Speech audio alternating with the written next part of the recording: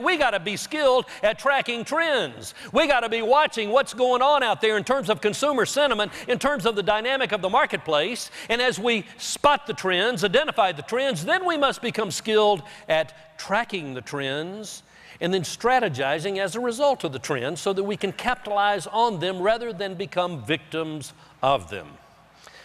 Great entrepreneurial thinkers are really good at trend tracking. They have an alertness factor about what's going on in their market and in the national market. And they keep a good handle on that. Let me tell you one of the trends that's going on that I had a lot of fun tracking. At U.S. Learning, we created a model called The Evolution of Selling. My co-author, Ken Blanchard, has a great line. He says, the greatest salespeople today are the men and the women who lead with their ears. Write that one down, too. Lead with your ears. You see, years ago, the greatest salespeople were the people who stereotypically did all the talking. They said, boy, let me tell you about my company. Let me tell you about our service. Let me tell you about me. Let me tell you about our track record. Let me tell you, let me tell you, let me tell you. You see, the greatest sales professionals today, I am unswervingly convinced, are the men and the women who say, you know, I'm excited to tell you about some of the things we feel we can do for you, but before we get to there, I want to find out where you're coming from on some things. He said, okay, if I ask you some questions. They love it. It's needs analysis. It's trust building.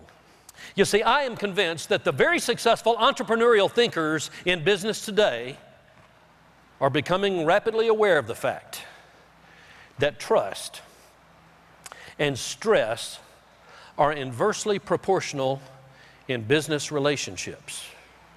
You see, when we do a good job of building trust, trust goes up and stress comes down. Now, why is it that the product pitch and the hard sell really don't work anymore? It's because they are high-stress sales tactics which cause stress to go up and trust to come down. And that's not good. We got to be so good at dealing with people that we are sincerely doing a great job of building trust. And if we're doing that and doing that well, great things are going to happen. So let me show you, first of all, the undesirable model. And the undesirable model works something like this. Trust is low, stress is very high. Maybe there's some pressure in the means or method of our presentation. It's not working well. Stress goes up. Now, when trust is low and stress is high in a relationship, guess what happens? Our conversion rate becomes much shorter. Simultaneously, we realize that the sales cycle gets longer. The definition of the sales cycle is the length of time which transpires from the time you first talk to someone about a given service until you get an affirmative decision. Sales cycle is measured in time, as you know. The greatest salespeople on the planet, have you ever thought about it? The best salespeople are the men and the women who just seem to magically possess an inherent ability to compress more achievement and thus more income into a given measurable time frame. And people look at them and they say, that person is no smarter than me. That person's not working any more hours than me. What's going on? They're making 4 times more money than I am. And the answer is they are compressing more achievement into a given measurable time frame because of their uncanny, atypical skill of building trust and advancing relationships. They're keeping stress low and trust high. Now, sometimes it's challenging.